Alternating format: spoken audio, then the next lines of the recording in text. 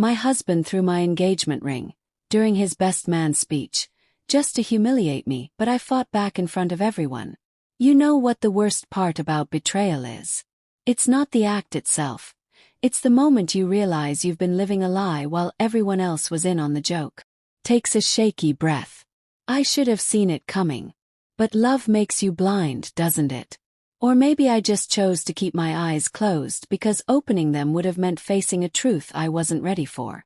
Let me tell you about the day my entire world collapsed in front of 200 wedding guests, and how I made damn sure I took my husband's world down with me. My name is Sarah Chen, and 3 months ago I thought I was living in a fairy tale. I was married to David Matthews.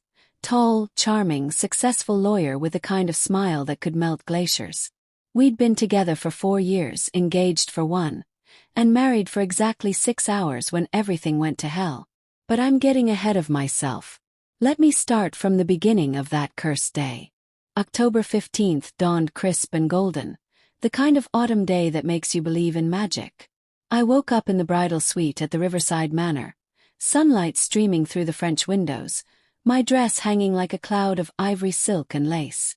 My bridesmaids, my sister Emma, my best friend from college Riley, and David's sister Jennifer, were already bustling around with coffee and croissants.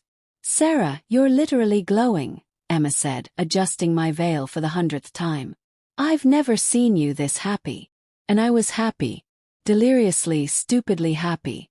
I'd been planning this day for a year, every detail meticulously arranged. The flowers, white peonies and dusty Miller. The menu, herb-crusted salmon with David's favorite wine. The playlist, carefully curated to tell the story of our relationship. "Mrs. Matthews," Riley grinned. "How does it feel?" "Surreal," I laughed, spinning in my dress. "Like I'm about to wake up from the most beautiful dream. If only I had known it was about to become a nightmare." Jennifer was unusually quiet that morning, I realize now. She kept checking her phone, biting her lip, avoiding eye contact. At the time, I thought she was just nervous about her maid of honor duties. David's little sister had always been a perfectionist, just like him. "Jen, everything okay?" I asked while Emma touched up my makeup. "Of course," she said too quickly, her smile not quite reaching her eyes. "Just want everything to be perfect for you." Perfect. That word would haunt me for hours. The ceremony was everything I'd dreamed of. The church was packed, flowers adorning every pew, our family and friends beaming as I walked down the aisle on my father's arm. David stood at the altar in his midnight blue tuxedo, looking like he'd stepped off the cover of a magazine. When our eyes met, he smiled, that devastating smile that had made me fall in love with him in the first place. My heart hammered against my ribs as Dad placed my hand in David's. "You look stunning," David whispered, his thumb stroking my knuckles. The ceremony was a blur of I-dose and tears of joy. When Pastor Williams pronounced us husband and wife, David's kiss was soft and sweet, full of promise. The church erupted in applause, and as we walked back down the aisle as Mr. and Mrs. Matthews, I felt like I was floating. The photographer caught every moment.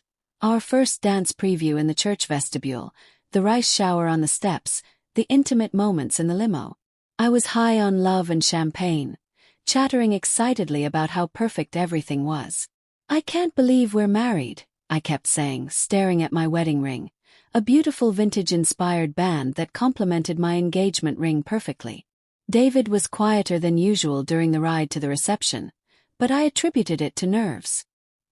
He'd always said he hated being the center of attention, despite his courtroom confidence. "You okay, husband?" I teased, squeezing his hand. "Just taking it all in, wife," he replied, but something in his tone made me glance at him sharply. There was a tightness around his eyes I couldn't quite place. The Riverside Manor's ballroom was transformed into something from a fairy tale. Thousands of twinkling lights hung from the ceiling like stars, and the centerpieces I'd agonized over for months looked perfect. Our 200 guests were already mingling, champagne flutes catching the light, laughter filling the air. The cocktail hour passed in a whirlwind of congratulations and photos. I was pulled in a dozen directions, my college roommates wanting selfies, David's law partners offering congratulations, elderly relatives pinching my cheeks and telling me how beautiful I looked. I kept catching glimpses of David across the room, usually in deep conversation with his groomsmen. His best man, Marcus Webb, seemed particularly animated, gesturing wildly while the other guys laughed. I'd never been Marcus's biggest fan. There was something smarmy about him that rubbed me wrong, but David had known him since college, and their bromance was legendary. Dinner was flawless. The salmon was perfectly cooked, the wine flowed freely, and the conversation at our head table was light and cheerful. I was sandwiched between David and my father, basking in the warmth of celebration. "Speech time!" someone called out as the dessert plates were cleared. My stomach fluttered with anticipation. David had been working on his speech for weeks, refusing to let me hear even a word of it. "It's a surprise," he'd said with that mischievous grin I adored. My father went first, delivering a touching tribute that had half the room in tears. Emma followed with a hilarious recounting of our childhood adventures and a sweet blessing for our marriage. Then it was Marcus's turn as best man. He stood up, champagne flute in hand, his too-white smile gleaming under the lights. "Ladies and gentlemen, family and friends, thank you for being here to celebrate David and Sarah." Polite applause rippled through the room. I settled back in my chair, David's hand warm in mine. "I've known David for 15 years, Marcus continued, and I've watched him date a lot of women." A few chuckles from the crowd. I smiled, used to hearing about David's bachelor days. "But Sarah," Marcus said, his eyes finding mine across the table. "Sarah was different." My heart warmed. This was sweet. She was so different, in fact, that David came to me 6 months ago with a problem. The room was silent now, everyone leaning in. David's hand had gone very still in mine. He said, "Marcus, I don't know how to tell her. I don't know how to break it to her that this whole thing has been a mistake." The words hit me like a physical blow. The room seemed to tilt, conversations dying as people strained to hear. My hand went cold in David's grip. "She's so invested in this wedding," Marcus continued, his voice carrying clearly across the suddenly silent ballroom. "She's spent so much money, invited so many people. How do I tell her I don't love her anymore? How do I tell her about Jessica?" Jessica. The name fell into the silence like a stone into still water. My breath caught in my throat. Jessica Morrison, David's paralegal. The pretty blonde who'd started at his firm 8 months ago. The one who'd been texting him at all hours, the one he claimed was just work stuff. The one who'd somehow needed so many late-night consultations. "So we came up with a plan," Marcus said, and now his smile was downright vicious. "Why not let her have her perfect wedding day? Let her enjoy the party she worked so hard to plan. And then, well..." He reached into his jacket pocket and pulled something out. My engagement ring. The 3-carat diamond solitaire David had proposed with in Paris. The ring I'd taken off earlier for the ceremony and left in the bridal suite. "David thought it would be poetic to return this to you publicly, Sarah. A kind of grand gesture to officially end what should have ended months ago." The room had gone dead silent except for the sound of my heart pounding in my ears.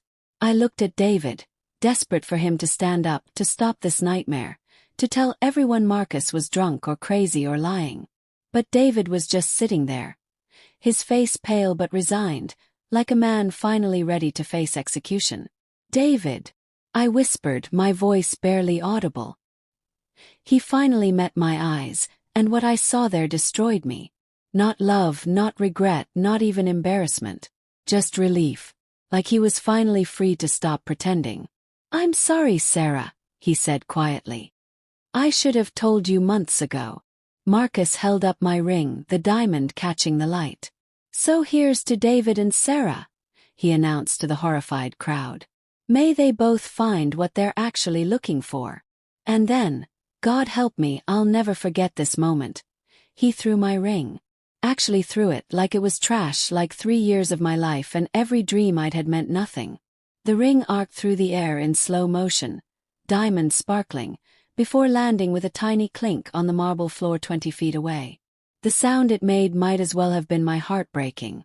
For about 5 seconds, I sat frozen in my chair, staring at the spot where my engagement ring had landed. Around me, 200 guests sat in stunned silence, some with their mouths literally hanging open, others looking like they wanted to crawl under their tables. My mind went completely blank. This wasn't happening. This couldn't be happening. Not today. Not like this. Not in front of everyone I loved. But then I saw Jennifer, David's sister, my maid of honor, and she was crying. Not shocked tears, not sympathy tears. Guilty tears. She'd known. She'd known this morning when she couldn't look at me. She'd known while she helped me get ready, while she fixed my hair, while she promised everything would be perfect.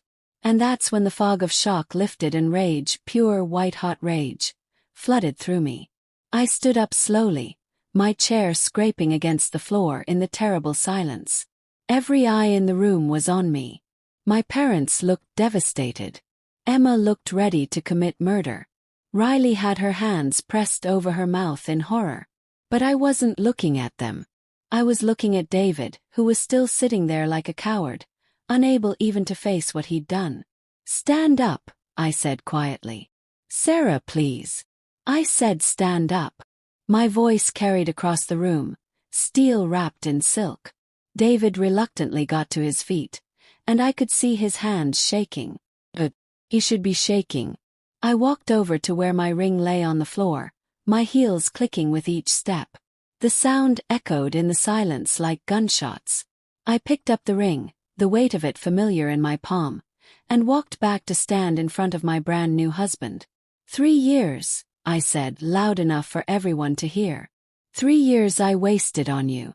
3 years of believing your lies, making excuses for your behavior, planning a future with a man who was too much of a coward to tell me the truth. David opened his mouth, but I held up my hand. No, you had your chance to speak. You had months to be honest with me. Instead, you let me plan this entire wedding, let me invite everyone we know, let me spend thousands of dollars. And then you had your friend humiliate me publicly because you're too weak to do it yourself. Murmurs rippled through the crowd. I could see people pulling out their phones, and normally that would have mortified me. But right now I wanted them to record this. I wanted everyone to see what David Matthews really was. You know what the really pathetic part is? I continued, my voice growing stronger. You could have just told me. Any day in the last 6 months, you could have sat me down and been honest. It would have hurt, David, but I would have respected you for it. I would have ended this quietly, with dignity. David's face was flushed now, sweat beading on his forehead. Sarah, But instead, I talked right over him. You chose to make a joke out of me. Out of us. You turned our wedding day into a performance designed to humiliate me as much as possible. I held up the engagement ring, letting it catch the light. You want to return this publicly? Fine. But let me tell you what this ring really represents. The room was so quiet I could hear my own heartbeat. This ring represents every lie you told me. Every night you claimed to be working late while you were with Jessica. Every time you looked me in the eye and said you loved me while you were planning to destroy me. Every time you let me talk about our future while you were figuring out how to escape it. I paused, letting my words sink in. David looked like he was going to be sick. So yes, David, let's return this ring. Let's make it official. And then I did something that surprised even me. Instead of throwing the ring back at him, instead of dropping it at his feet, I walked over to the champagne fountain. The beautiful, expensive champagne fountain I'd insisted on despite the cost. Sarah, don't. David started to move toward me. I dropped the ring into the champagne fountain with a satisfying splash. It sank to the bottom, diamond winking up through the bubbles. Oops, I said sweetly. I guess if you want it back, you'll have to fish it out yourself. A few people in the crowd actually gasped. Someone laughed, a short, shocked bark of sound. But I wasn't done. Not even close. I turned back to face the crowd, my hands steady now, my voice clear and strong. I think everyone deserves to know the whole truth, I announced. Since we're apparently doing full disclosure tonight. David went white. Sarah, please don't. Don't what? Don't tell them about Jessica. Don't mention that you've been having an affair for 8 months. Don't explain that you've been stealing money from our joint account to pay for your little love nest downtown. The crowd stirred. David's parents looked shocked. His mother, Patricia, was staring at her son like she didn't recognize him. That's right, I continued, warming up now. While I was working extra shifts to save for our honeymoon, David was spending our money on a secret apartment. While I was tasting cakes and choosing flowers, he was playing house with his paralegal. Sarah, stop, David said desperately. You're making a scene. I laughed, and it came out sharp and bitter. I'm making a scene. I'm making a scene. I gestured around the ballroom. You just had your best man announce your affair and throw my engagement ring across the room, but I'm making a scene? More murmurs from the crowd. I could see people looking at David with disgust now. The spell of his charm finally broken. You know what else everyone should know? Continued. David didn't just cheat on me. He lied to everyone. He told his law partners I was the one pushing for a quick wedding, that I was pressuring him. He told his friends I was needy and demanding. He made me out to be some desperate woman who trapped him into marriage. David's face was bright red now. That's not how. Isn't it? I reached into my purse and pulled out my phone. Because I have text messages, David. Screenshots of conversations between you and Marcus where you call me pathetic and clingy. Where you joke about how easy it is to manipulate me. Where you laugh about how clueless I am. The crowd was completely silent now, hanging on every word. David looked panicked. Should I read some of them? Asked sweetly. I've got the one where you bet Marcus $20 that I wouldn't figure out about Jessica until after the wedding. There's the one where you call my family trashy and complain about having to invite them. Oh, and my personal favorite, the one where you say, and I quote, "At least the sex with Jessica is worth it, unlike the dead fish I'm stuck with at home." Several people in the crowd actually gasped at that one. My face burned with embarrassment, but I pushed through it. They needed to hear this. David needed to face what he'd done. Sarah, please, David said, and now he was begging. Not like this. Not here. Why not here? I demanded. You chose here, David. You made this public. You turned our wedding into a circus, so let's give everyone a real show. I looked out at the crowd, at all the faces staring back at me. Some shocked, some sympathetic, some fascinated by the drama. These people had traveled from all over the country to celebrate with us. They'd brought gifts, taken time off work, bought new outfits. They deserved the truth. I also think everyone should know about the prenup, I announced. David went dead white. Sarah, no. Oh yes. The prenup that David insisted on, claiming it was just to protect both of us. The one his lawyer wrote up without letting me have my own representation. The one that basically said if we divorced for any reason, I'd leave with nothing but the clothes on my back. Marcus, who had been trying to slink toward the exit, froze mid-step. The same prenup, I continued, that has a clause about adultery. A clause that says if either party commits adultery, the cheating spouse forfeits everything and has to pay the wronged party a significant settlement. David looked like he was going to faint. You can't. You don't understand. Oh, I understand perfectly, I said. You see, I might have been clueless about your affair, but I'm not stupid about the law. I had that prenup reviewed by my own lawyer last week, just as a precaution. Imagine my surprise when I learned how screwed you'd be if I could prove adultery. I pulled a manila envelope from my purse. Yes, I'd been carrying it all day, just in case I needed it for something wedding-related. Instead, it was about to serve a very different purpose. Good thing I hired a private investigator 6 weeks ago, I said casually. You know, when you started coming home smelling like unfamiliar perfume and making suspicious phone calls at all hours. David looked like he was about to collapse. You hired a... Photos, David. Bank records, credit card statements, text messages, emails. 8 months of documented evidence of your affair with Jessica Morrison, including receipts for the apartment you rented, the jewelry you bought her, and the weekend trips you took together while telling me you were at legal conferences. The silence in the room was deafening. David's law partners were staring at him in horror. Adultery and financial impropriety could destroy his career. His parents looked devastated. Even Marcus had gone pale. "So here's what's going to happen," I said, my voice calm and businesslike now. "Thanks to your little stunt tonight, I have 200 witnesses to your public admission of adultery and abandonment. Combined with my private investigator's evidence, I'd say my divorce case is pretty airtight." I opened the envelope and pulled out a thick stack of papers. "These are divorce papers, David. I had them drawn up last week just in case. All I need to do is file them." David stared at the papers like they were a snake about to strike. "Sarah, wait. We can work this out." "We can." "Work what out?" I interrupted. "The fact that you've been lying to me for months. The fact that you humiliated me in front of everyone I love. The fact that you called me a dead fish to your friends." I looked around the room again, meeting the eyes of our guests. "I'm sorry you all had to witness this," I said sincerely. "This is not how I wanted this day to end. But I want you all to know that despite how this turned out, I appreciated every one of you being here to support what I thought was going to be the happiest day of my life." My voice cracked slightly on those last words, the first sign of weakness I'd shown. But I straightened my shoulders and continued. "The bar is still open, the band is still playing, and the food is paid for. Please stay and enjoy yourselves. Consider it a celebration of my freedom."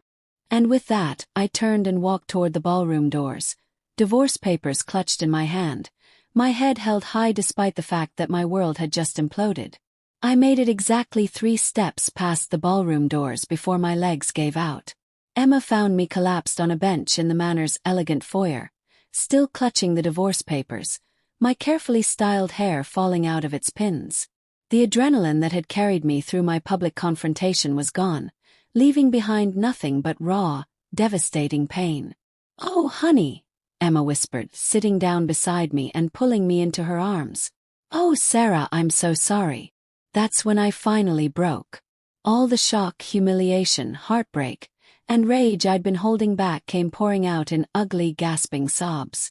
My makeup ran down my face in black streams, my beautiful wedding dress wrinkled as I curled up against my sister. How could he do this? I choked out between sobs. How could he let me plan everything, spend all that money, invite all those people, and then humiliate me like that? "Because he's a coward and a bastard," Emma said fiercely, stroking my hair. "What you did in there, Sarah, that was incredible. You were so strong." "I don't feel strong," I whispered. "I feel destroyed." "You should feel proud," said a voice behind us. I looked up to see Riley approaching, her face flushed with anger. "Do you have any idea what's happening in there?" I shook my head, not really caring.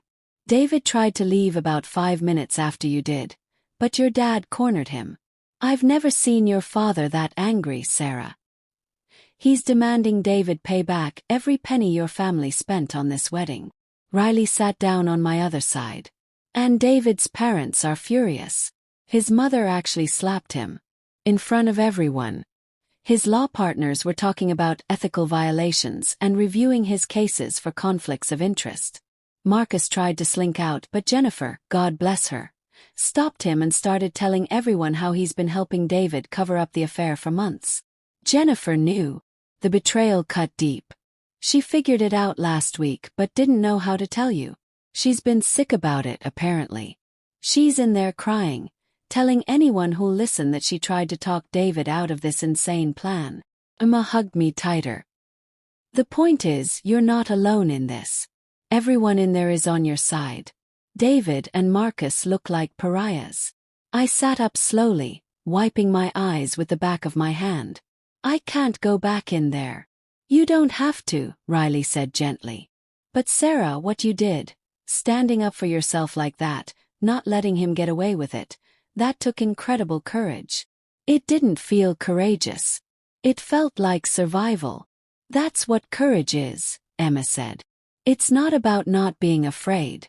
It's about doing what needs to be done even when you're terrified." As if on cue, my phone buzzed with text messages. Word was apparently spreading beyond the wedding guests. "Sarah, I just heard what happened. I'm so sorry but also so proud of how you handled it. You're a warrior." My college roommate Michelle. "Girl, I saw the video someone posted. You demolished him. Call me when you're ready." My cousin Alyssa. "Just wanted you to know that Jessica Morrison was fired this afternoon.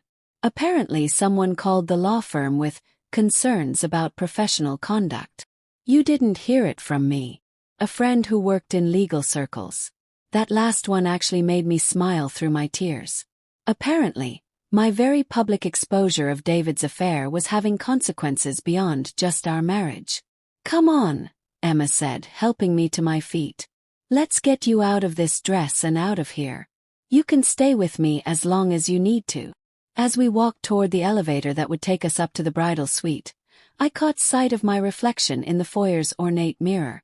My makeup was ruined, my hair was a mess, my dress was wrinkled. But there was something in my eyes I hadn't seen in months, a spark of the woman I used to be before David slowly convinced me I was lucky to have him. "You know what?" I said suddenly, stopping in front of the mirror. "What?" Emma asked. "I'm glad it happened like this." Both my sister and Riley stared at me like I'd lost my mind. "Think about it," I continued, studying my reflection.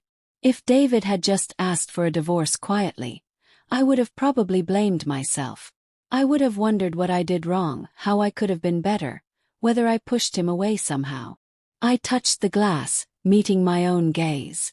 But this was so cruel, so calculated, so unnecessarily vicious that I can't blame myself. He showed everyone exactly who he really is. There's no way to spin this as anything other than his complete failure as a human being. "Plus," Riley added with a grim smile, "you've got enough evidence to take him for everything he's worth in the divorce."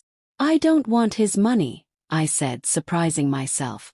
"I just want him to face consequences for what he did. I want him to understand that you can't treat people like garbage and expect to get away with it." Emma squeezed my hand. "So what's next?" I thought about it as we rode the elevator up to the bridal suite. What was next? For the first time in years, I genuinely didn't know. David had been the center of my world for so long that I'd forgotten what it felt like to make decisions just for myself. "First, I'm filing these divorce papers first thing Monday morning," I said, holding up the envelope. "Then I'm taking a vacation. Remember that solo trip to Italy I wanted to take for my 30th birthday? The one David said was too expensive and impractical." "Yes," Emma said slowly. "I'm booking it tomorrow. I'm going to eat pasta and drink wine and walk through art museums and remember who I am when I'm not trying to be someone else's perfect wife." By the time we reached the bridal suite, I was feeling something I hadn't experienced in months. Excitement about the future. Yes, my marriage was over before it really began. Yes, I was humiliated and heartbroken and would probably need therapy to process the betrayal. But I was also free. I'm writing this from a cafe in Florence, looking out at the Duomo while I sip the most incredible cappuccino I've ever tasted.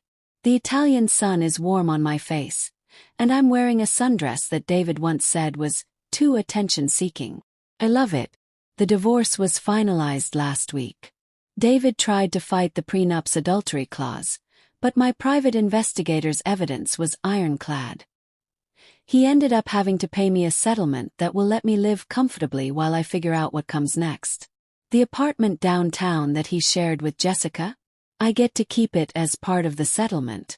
I'm thinking of turning it into a rental property. Jessica, by the way, dumped him 2 days after the wedding when she realized the whole thing was about to destroy both their careers. Apparently, love has its limits when it comes to professional suicide. David's law firm asked for his resignation, citing conduct unbecoming, and potential conflicts of interest in several cases where he'd been less than honest with clients. Marcus, his faithful best man and partner in humiliation, is facing his own consequences. It turns out that several other wives in their friend group had suspected their husbands of cheating, and Marcus had been facilitating and covering up affairs for years. His own wife served him with divorce papers 2 weeks after our wedding disaster. But enough about them. This story isn't really about David or Marcus or even about revenge, though I'll admit the revenge was satisfying. This story is about remembering who you are when someone tries to convince you you're worthless. I spent 3 years of my life making myself smaller so David would feel bigger. I dimmed my light so his could shine brighter. I apologized for things that weren't my fault and doubted my instincts when they told me something was wrong. The woman who stood up in that ballroom and refused to be humiliated quietly. That's who I really am. That's who I was before David. And that's who I am now that he's gone. I've gotten hundreds of messages since that night. Some from friends and family offering support, but many from complete strangers who saw the video that went viral. Women telling me their own stories of betrayal and finding the courage to leave. Men apologizing on behalf of their gender and promising to do better. One message that particularly stuck with me was from a woman named Lisa. I watched your video and realized I've been living your life for 10 years. My husband doesn't cheat, but he dismisses me, belittles my dreams, and makes me feel like I should be grateful he tolerates me.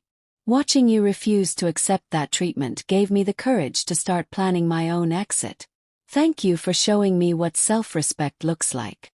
That's when I realized that my public humiliation had become something else entirely. A moment of truth that resonated with people who had forgotten their own worth. I'm not glad David cheated on me. I'm not glad he humiliated me at our wedding. But I am glad I found the strength to fight back, to refuse to be his victim, to stand up and say, "No, you don't get to treat me like this."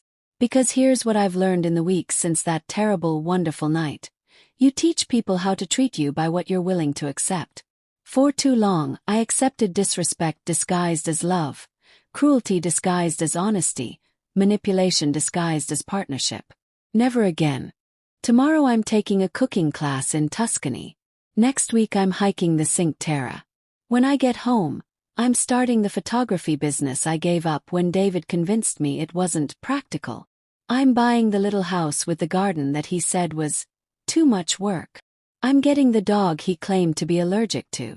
I'm building a life that belongs entirely to me, with no compromises for someone who never deserved them in the first place. The ring is probably still in that champagne fountain, unless someone fished it out.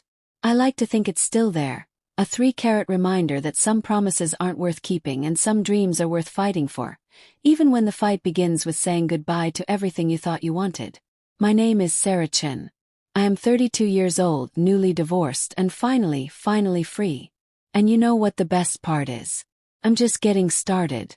If this story resonates with you, remember, you deserve to be with someone who chooses you every day, who builds you up instead of tearing you down, who treats your heart like the precious thing it is. Don't settle for less. Don't make yourself smaller. Don't accept crumbs when you deserve the whole feast. And if you're in a situation like mine was, remember that leaving is scary, but staying with someone who doesn't value you is scarier. You are stronger than you think, braver than you believe, and worthy of so much more than you're settling for. Choose yourself. Fight for yourself. You're worth it. Thank you for watching. If you want more videos like this, please like, subscribe and share.